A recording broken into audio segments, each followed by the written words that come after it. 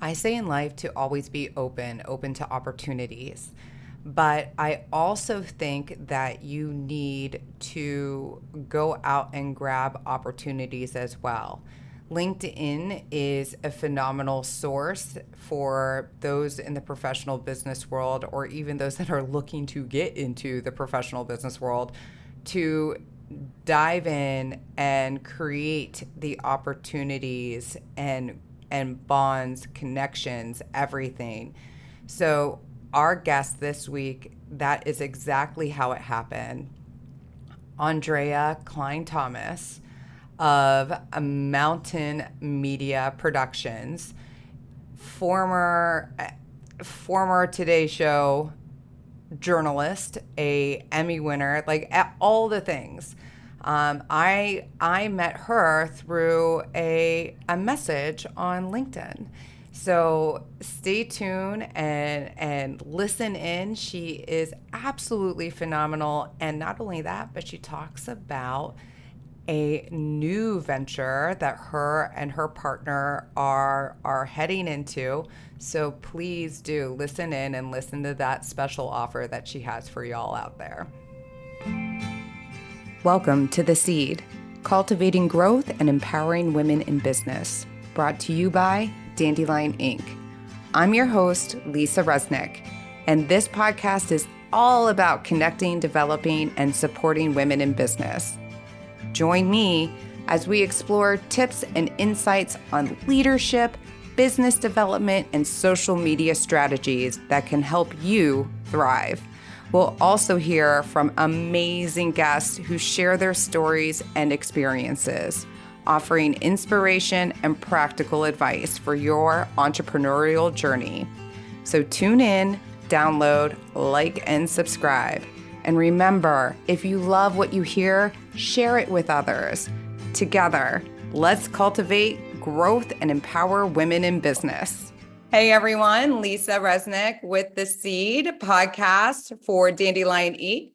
I want you all to meet and embrace our guest today, Aundrea Cline-Thomas.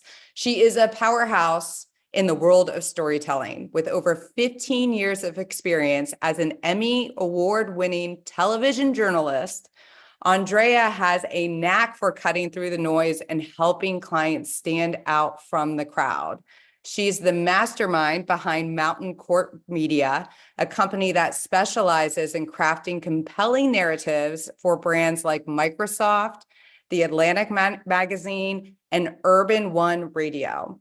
But Aundrea's talents don't stop there. She's also the brilliant mind behind the Next Best Thing podcast, where she shares her insights on how to garner more attention for your thought leadership, product, or service authenticity. I want to thank you, Aundrea, for being here today to talk to us about your story and journey and tell us about your next new venture, the Visibility Playbook, from which pitch to profit, right? Yes, All right. exactly. I'm going to let you take it from there.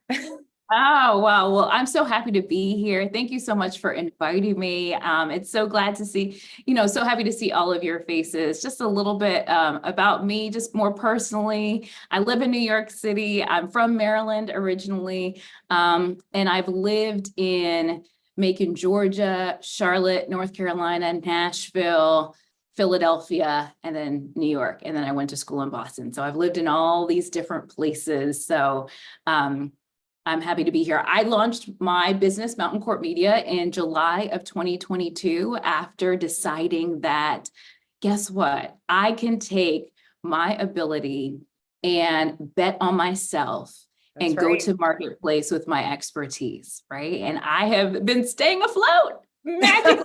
Magic, right? It feels like magic. Like, oh my gosh, this is actually happening. But what I love to do is, what I realized, I thought I would be doing something different, but what got me into journalism is exactly what I'm still doing now. I've heard it with this being called the Seed podcast. Yes. I've heard it meant like describe this way: same seed, different soil. So I'm the same seed, but I'm in a different soil right now. And I'm really, really loving it, the way that I can now navigate my path. For my podcast, our tagline is, I help you live the life that you design so you don't have to choose a life you think you have to settle for. We all have gifts and we just need to leverage it and find our tribe. And I think that all of us have the potential to do that. I couldn't agree more. I actually had a conversation yesterday with somebody else on the podcast, and she was talking about her journey to establishing her own business right now. And she's by trade a pharmacist. Hmm. And she gave up being a pharmacist, in which we all out there will be like, a pharmacist, that's a phenomenal job. That's income, stable, all check, all the boxes. But it didn't check the most important box for her. And that was doing something that she loved doing, which ended up being woodwork. Oh, wow. Right? Right? So there was the commonality of everything that she created. When you talk about the seed, the commonality of her being able to be dedicated, the time management, the work ethic, the deep dive into the intricacies and the details of everything, which we definitely want to make sure our pharmacists do.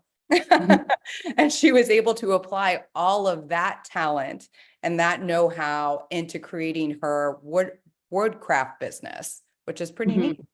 No, I love that. I love that. I love hearing stories all the time. So with all the places, I have to ask, and just in case, I don't know if you know this, they say on average, a human being moves 12 times in their life. Really? I'm surprised at how many times. Yes. So out of all the places, I know it's difficult, especially because there's usually something that we love about every place that we've been in.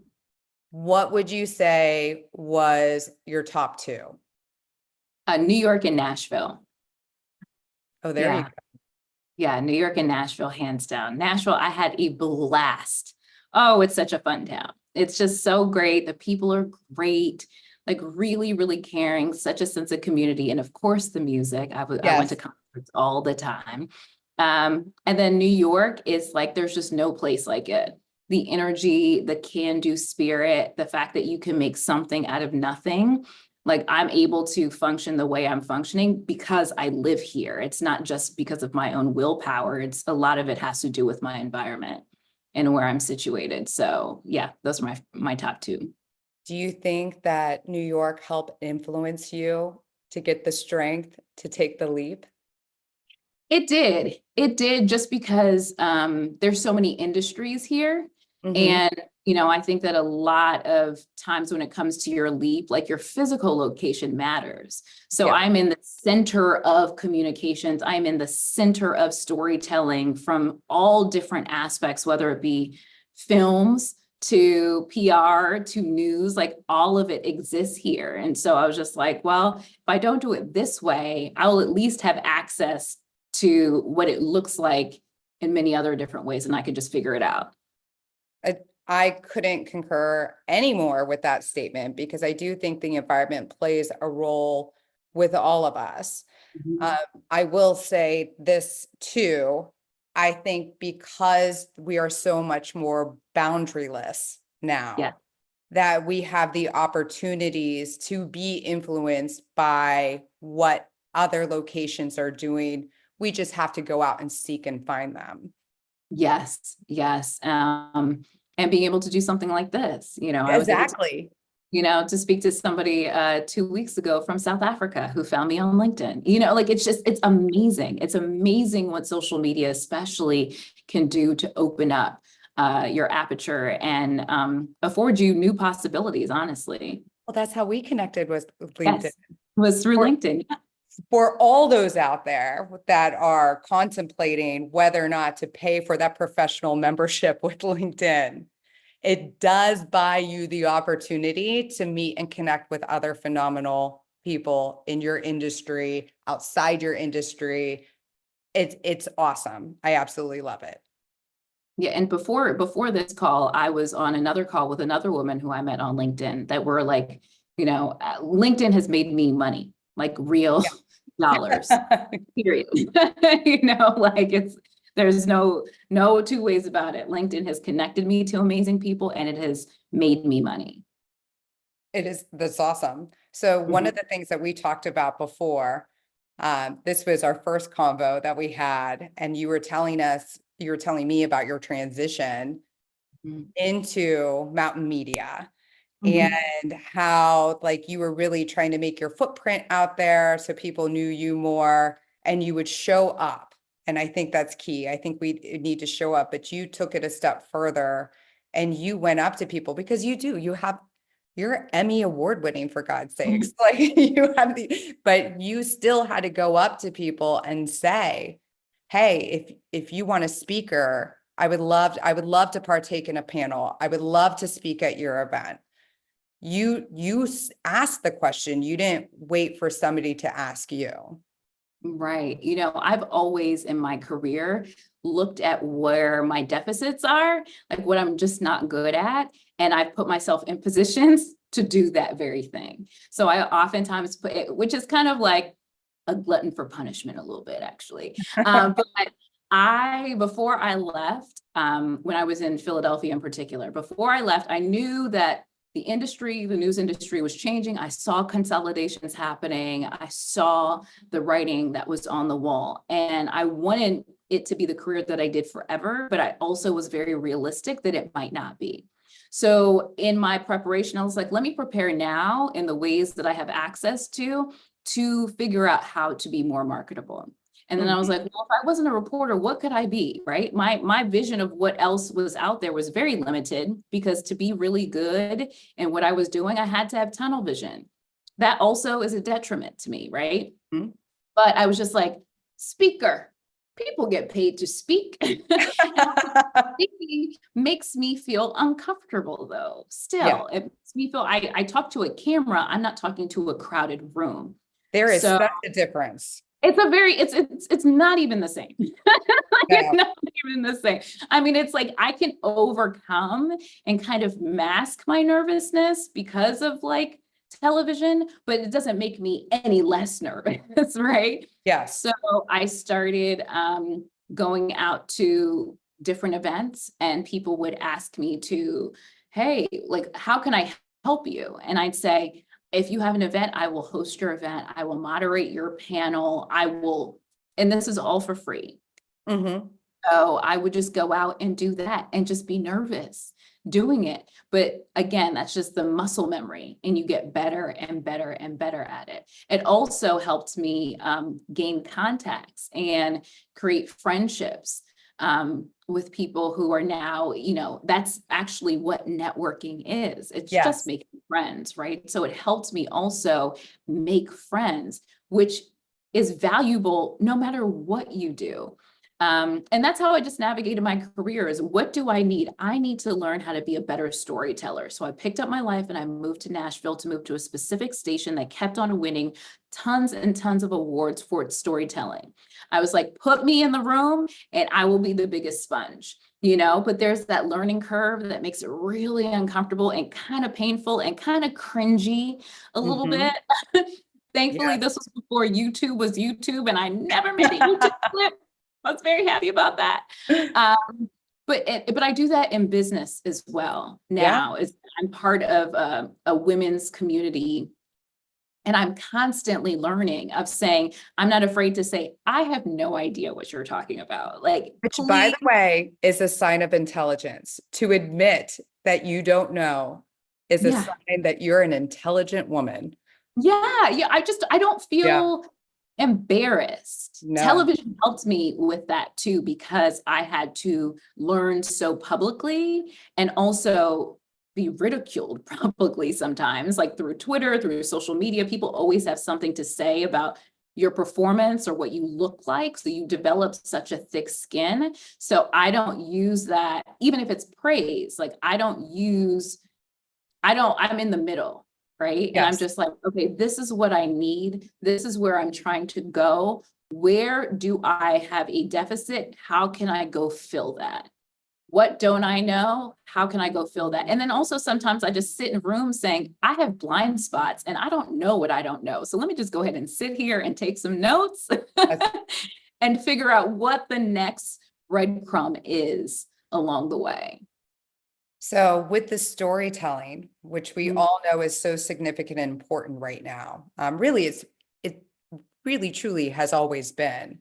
Yes. But with the dynamics that are out there right now between social media platforms, and then of course, how I firmly believe that that's not a replacement, but in addition to those in-person networking, joining those communities, being part of things locally, whether for-profit or nonprofit world, but having that your storytelling and who you are and the origins of that create us is so important. And let's face it, we all have a million stories in us. Mm-hmm. And sometimes we don't acknowledge it because it's ours. We Yes. don't know it's special because it's what we live with.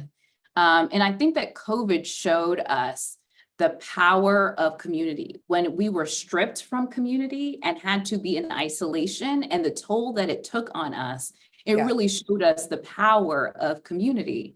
And so I think that people should approach their businesses from a place of telling stories. Prior to this, companies could have a product. I'm going to have a cleaning agent, and look, your jeans were stained and now they're not. And that's like, it's what is the product? How does it work? And that's it. That's not enough anymore. No. Now we want to know who made it. Why? Why did you get into this in the first place? Because the whole idea is not to sell a product to an individual. It is to build a community. Build a community of like-minded people. Exactly. And as business owners, right? If we can build a community, it doesn't even matter what you sell them. I mean, obviously it has to be something that they need, but they are there to support you, not for this one item, but to support your journey, and that's why I say from pitch to profit, because it's there to find your tribe, right? Like, these are your people. These are the people you are trying to serve, and you want to be in constant communication with them. So it's not enough to just sell them something. You've got to tell them why you're here in the first place. Let's talk a little bit more about pitch to profit. Yeah. So let's hear a little bit of background about this idea, the little seedling that blossomed, and then a little bit more detail about what it all includes. So coming out of news, the first year I just took everything that was offered to me. I just said yes to everything, right? I wasn't exactly sure what my lane would be. And one opportunity that I had and I continue to have is media training with Microsoft. So I train their corporate executives. And it reminded me, because I've done some training before with coaching, mainly women, small business owners and thought leaders. And I was just like, man, there's a moment where the light bulb goes off, where it's just like, oh, they're just like getting it. The confidence is there. They understand, like, it's just, and I live for that. Like, I live for that moment. It like lights me up inside. So I was like, how do I do this more? Well, I was in so many small business communities, especially with women. And I posed a question on a forum once of like, okay, what are your media training needs? And they're like, media training? We don't know how to like garner that attention. Like, we're not even there yet. We need somebody to help us like get more visible, help us learn how to pitch. And I was like, the light bulb went off, and I was like, okay, I can do that, because as a journalist, I was pitched constantly. 90% of the pitches went straight to the trash. It was terrible. And these are coming from not individuals, usually they're coming from firms, big time firms. Companies are paying a lot of money to these people who are pitching, and they are doing it horribly wrong. And they do. They pay a lot of money. A lot of money. Those retainers are serious. They And are. so a lot of small business owners say, well, I'm not at the point yet where I can afford to get a company, even a small or medium-sized PR agency to help me. So therefore, that means that I won't, I got to wait until my business gets to a certain level before I can pitch. And that's just not true. That's just not true. And so I have partnered with a friend of mine who was in PR for a long time, but launched her business. She now owns a juice bar, but she, during the pandemic, we worked together just as friends. We're just good friends. And I called her, and she's in Jamaica, Queens. So to give you reference, in New York City, New York City was the epicenter of the pandemic. Queens was the epicenter of the pandemic. It was horrible, horrible, horrible, scary times. And she had a juice bar during that, trying to stay alive. And I called her and I said, Dawn, you need to start telling people what you're going through. You need to start documenting it. Tell them what your day is like. Show us what your day is like. And she started doing it. She was going to get her fruits and she'd be like, I'm out here with her, get my fruits for all of you. And every single day, I mean, even when it was hard days, when she was opening late, when just, she missed orders because just everything was harder. She still that's okay though, but I'm still here. She got grant after like thousands of dollars in grants. Then she got press hit after press hit after press hit. In 4 years, she's had, between podcast interviews and press hits, about 30 or more, on top of tens of thousands of dollars of grant money from Beyonce's foundation, from Anastasia of Beverly Hills. Like, these are big places, all because she shared her story. So together, we created the Visibility Playbook. And so there's a wait list right now. And so we're going to be having webinars to take people through exactly how to create visibility on your own and how to pitch properly to garner media attention. I mean, that is so essential for everyone in business, or even if you're trying to market yourself as an individual out there. I think that we have been raised to be authentic and true to ourselves to an extent, and not showing that vulnerability, the realness of what it is to actually work at a company trying to scale within that industry, or have our own businesses and scaling and growth and let's face it, I feel like we're constantly in the growth phase of our business because there's always some place to go, right? Yeah. But I think a lot of us, we have a tendency to only share the successes but never share the struggles.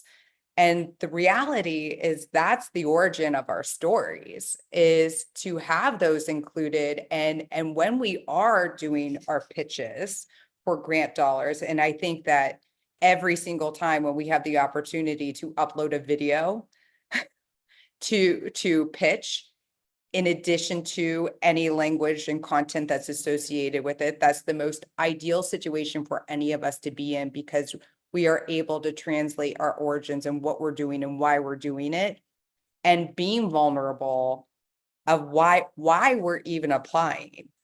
And the thing is that people don't recognize, you don't know who's watching.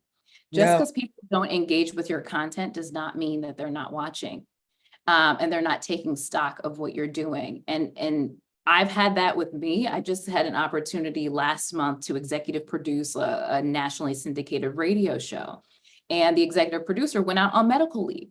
And so I happened to know, like in passing, met this guy for maybe 10 minutes, 5 years ago, 6 years ago, maybe. And he's like a executive in this radio company. And he said, you were the first person that I thought about when I got this news. And he said, the first thing I did is I went to your Instagram page. Now, Yep. what if I was too bashful and I wasn't sharing? And I share like from the podcast, I share clips from the podcast, and that's a lot of what I'm doing there. But I take it seriously because like I no longer have just a random personal page with just my own stuff. Like everything is a connection to my business in some form or fashion, right? Yes. And so he said, that's the first thing I did. I didn't know the opportunity existed. Him and I don't speak. You know what I mean? Like a lot. And he reached out to me and it was like we met on a Tuesday. On Friday, I was on the team. That's Yep. money in my pocket and also a great opportunity I can now leverage to other opportunities. And so I think that sometimes, what I was hearing in small business communities, especially with women, is I don't want to be on camera. Oh, yes. I just I don't look quite right. Yes. And the things that perform the best for me are when I'm like on my walk, like Yes. hair in braids, no makeup. Like, I'm just like, I was just really thinking, but it's an authentic moment. Like authenticity is what pierces through, not when you're completely made up. And that's where and just seeing it in my friend as well, because the thing too is like, I've had to like overcome is that I would hide behind the story because that's how I was like brought up in journalism, is that it's not about you. It is about the story. And so it doesn't matter how you feel, how you think, whatever. And I think that's good for journalism, right? Like it's about the story. But when it comes to having a personal brand, or leveraging your thought leadership, I internalize that to make it seem like I didn't have something to offer. And I think that's something that we have to break within ourselves, or maybe just some people will like it, but no, like we all are uniquely qualified. And even if we haven't had the opportunity, it doesn't mean that we're not qualified to do said thing. You're just waiting for that moment of, expertise and opportunity to come together at this appointed time, but it doesn't mean that you're not worth it. It doesn't mean that you don't have something to say. It doesn't mean that people don't need to hear it.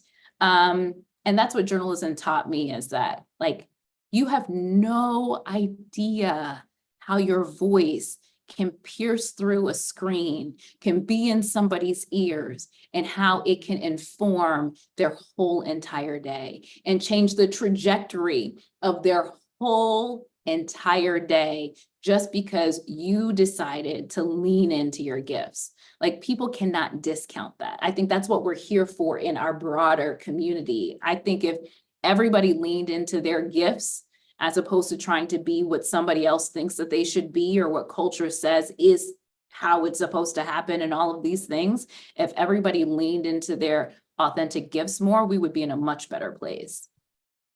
I think that what we don't realize is that we do that ourselves. We lean in all the time and listen to the voices, read the posts, and which, by the way, couldn't agree more with the whole fact of the vanity matrix versus the actual visibility and impressions, because there's such a significant difference. And if we think about how we'll like watch videos and watch a video and watch a reel, TikTok, whatever, and we're not liking anything, but we're still enjoying it, we just have trained ourselves not to do that unless it's Right.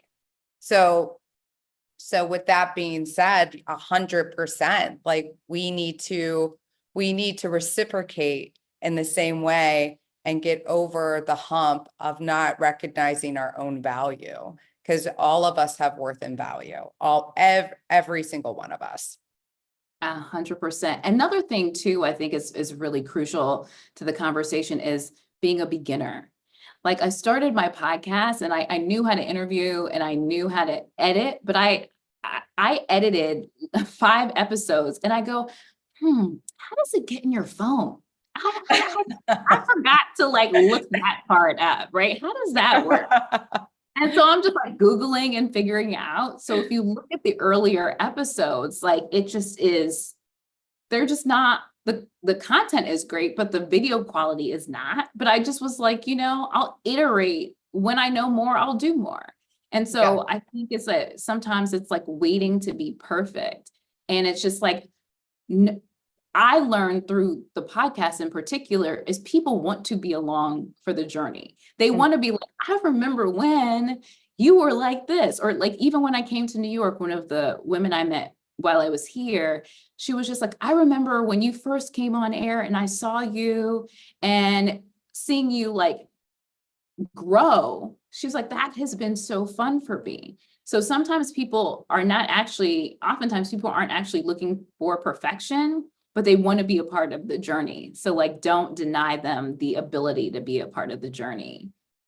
And I think we all need to remember that it is a journey and there's always the starting point that we need to grow, but we first have to start. We really do. Like, I mean, I think about the first, and which I'm still learning, and I'm still becoming more comfortable and settled into hosting my own workshops. Mhm. But I think back to the original one to where I am now.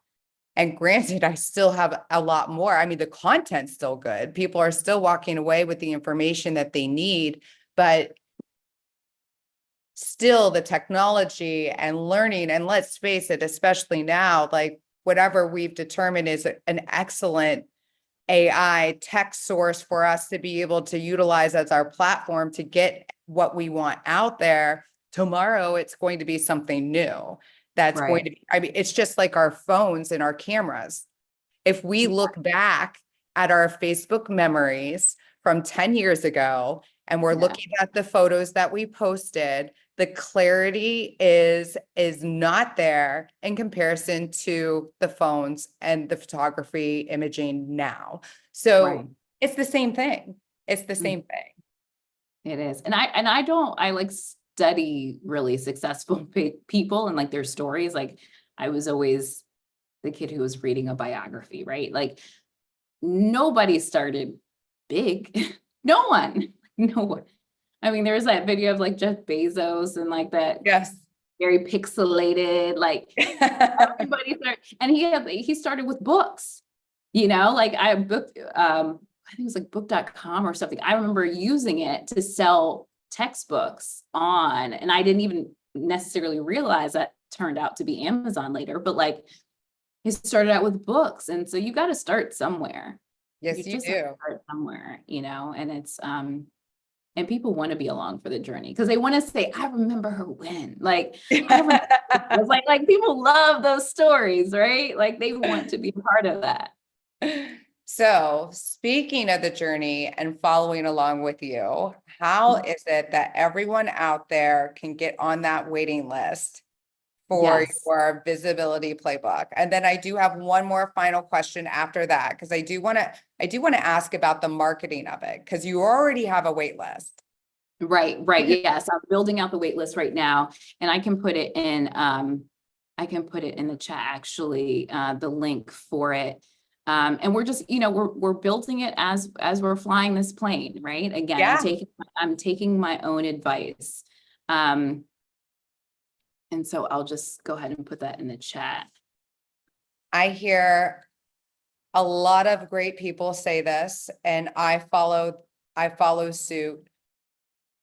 Schedule it out that you're doing it before it's even done, because you'll make sure that you get it done by the time it needs to be out there. Yes. And I think I just need to do that, because it's just coordinating schedules at this point of like the end of June, early July of launching our first one. But they're just going to be a series of webinars where we're just teaching people of like, this is all that we've known, and this is what has worked, from the reporter side of in-house of, this is what I have to tell my managers. This is how I get a story approved to go pursue. So here's the back, like, because news is it's brutal, right? Like Yes. people aren't sugarcoating like, oh, this is so, nice. But no, they're like, no, what's the point? Like, what's the angle? What's the story? And I had to come up with that. And so that's why a lot of pitches died, because they didn't answer just some fundamental questions, or they're trying to sell something versus adding value to a broader audience. It's a very different pitch happening, or they didn't know where they were pitching. They call it spray and pray. These companies would just spray everyone and pray that something hit, right? And that's ineffective. And Yes. so, especially if you're doing it on your own, there are just things that you could do. And also, we didn't call it like making it a pitch class because it is a visibility class, again, with that idea that you never know who's watching. And so increasing your visibility in a very intentional way can bring you opportunities that you don't even know exist. So maybe you're doing this because you want to get press. And this is how like news works all over the country, right? So it's not just like New York City. It's just how the industry works. So your goal might be to get press, and we will teach you how to do that. But also what we're teaching you is how to be visible intentionally in a way that you like, there's no way that you won't, if you do it consistently over time, that you won't benefit. There's just literally just no way. I mean, I know it to be true for myself. Dawn knows it to be true. It transformed her whole business. She just opened a second location. So like she's coming out of the pandemic and so many places are closing and she's opening a second location for her juice bar, you know, and it's all because she remained visible and brought people along on her journey. It's transformed her whole business. And as a mother, it's a family business, her and her daughter in business together, like, she had a layoff and she's been able to sustain herself after a devastating, I mean, she worked, Dawn is in her, I think Dawn's like 62. And this happened a few years ago. So like she has like, when she was like, oh my gosh, like, what am I going to do is a crucial moment in her family's life. I love the fact that you just said how old Dawn is, because there's a lot of times that people will say because of their age, they don't want to put themselves out there. And like that's not the case. That's not the case at all.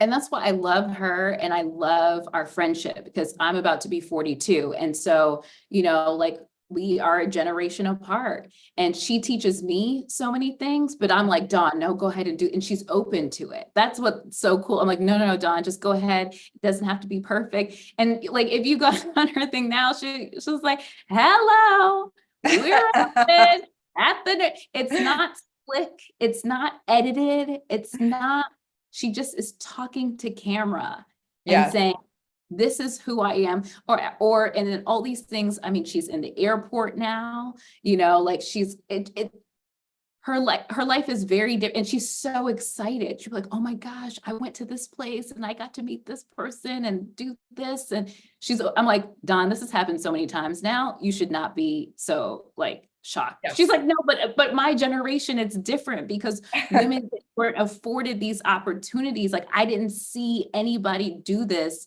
in my life. And so like, that's where our like connection is so great. Cause I call her, I'm like, how much should I charge?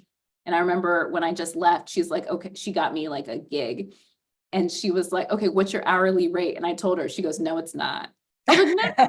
She goes, no, that is not. I'm going to just tell him this. Don't you worry. No, you're wrong. I was like, okay, Dawn, like whatever you say. So that's why this is so fun and it's so great because we help each other out. And then in that spirit is how we're hoping to help many more people as well. Aundrea, thank you so much. I feel like anybody who's listening out there today, there is so many takeaways, like the significance of being open, being vulnerable, and knowing our worth and sharing. I like, there's so much that everybody can take away from this, and I appreciate it. And to get on your wait list, people need to go to mountaincourtmedia.ct.page/. Or you could just go to LinkedIn and it'd just be easier to go. Oh, there you go. Yeah, just go to my LinkedIn page, send me a message. I post about it. I'm going to be posting about it soon. I'll be posting about it every single week. So just go to my LinkedIn page and you can kind of keep up with everything that I'm doing. And then also for people to listen to your podcast, where can they go?